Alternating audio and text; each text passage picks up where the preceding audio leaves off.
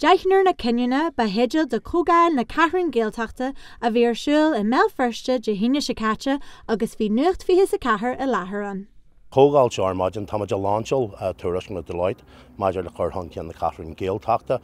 táid géirí conceap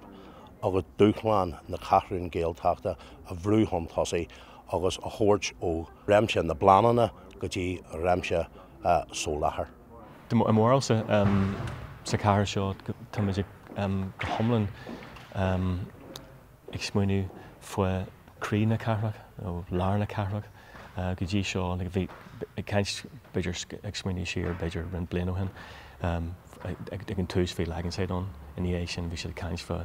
imime an óin agus sort mar sin ceist fa hallan na cathrach a gceann sé hallan na cathrach a gceann sé Ostraghá an waterfronttá agus iad siúd níor omra bí sílam Aithne mar West Belfast nó aithne mar Bóthar na Bháil nó aithne mar Shankill go dtí seo bhí ahan plán agus ahan písa airgid ahan pein caite ar lár na cathrach. Cad a héileann tú faoú an comhdháil inniu? Tharbh samú go spéisiúil an cainte le gheofh an orbirtetála deanú agus gceiste leis na hailtirí sin agus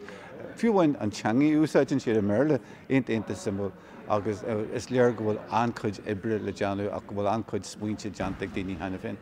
Ins na hamaní deacra nuair nach ró an easteachta teach amach nuair nach ró daoine ó áiteige eile ag tuairt an más a chóir ar an cheantar seo. Agus inis má cheanglíonn muid an nuálacha seo an féinhainnéin agus an inéisteacht agus an fís ó áiteige eile ó an Lochtgró agus ó Rannoga Stát Chomhaid. Níl éon teorann leis an méid gur féidir a bhaint amach don Ceathrún Gaeltachta seo.